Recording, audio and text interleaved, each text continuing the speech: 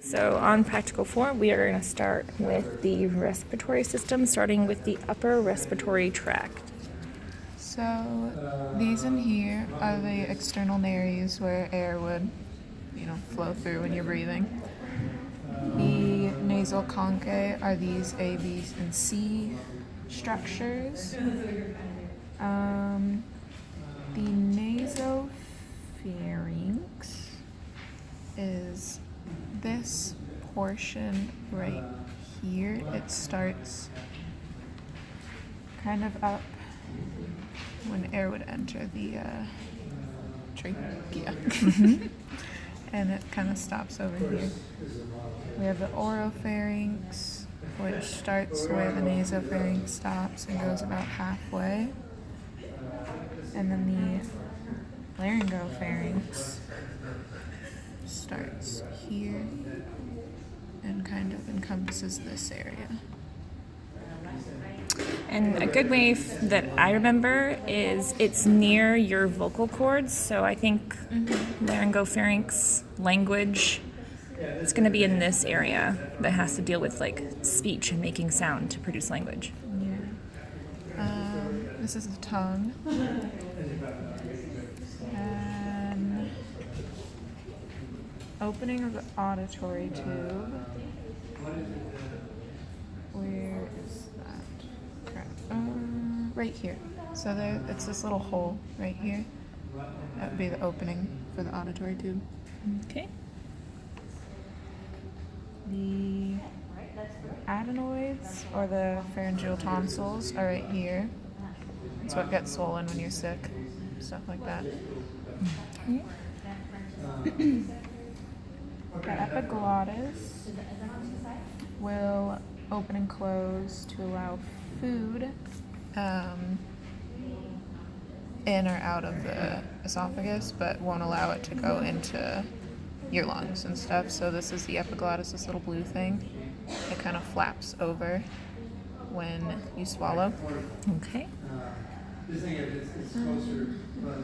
So this is basically where this becomes the trachea and this becomes the esophagus, correct? Yeah. Okay. Yeah.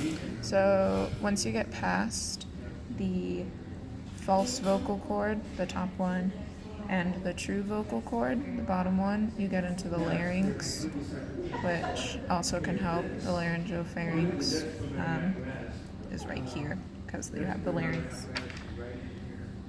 Next to the larynx, you have your thyroid cartilage, and then you have the cricoid cartilage right here, and they'll kind of fully surround that.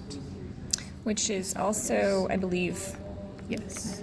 this ring as well, correct? Yeah, so on the front side you have the thyroid cartilage, and on the back you have the cricoid cartilage.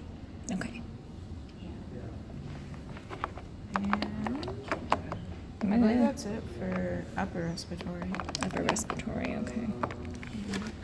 All right, so let's go ahead and move down to respiratory muscles.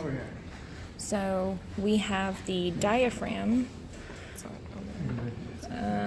Well, I don't know if, It's this right here. yeah, which on this model you can see it's basically this muscle that's right underneath the lungs. And then you have intercostal muscles. And although you can't see that, let's find a model where you can. Just a moment.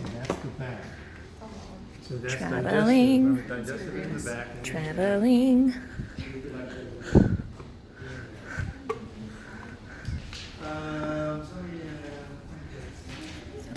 And then these would be, the intercostal muscles in between the ribs. Traveling. Okay. What's this region? You're in it. So, if correct me if I'm wrong, these would be Oh yeah, those would be the intercostal. These are intercostal. They're in between the ribs. Okay? So these are really important with breathing. And correct me if I'm wrong, these help lift. Same thing with the sternocleidomastoid muscle. How they're connected, they help lift the actual chest cavity up to help deepen breathing. Okay, going to the lower respiratory tract.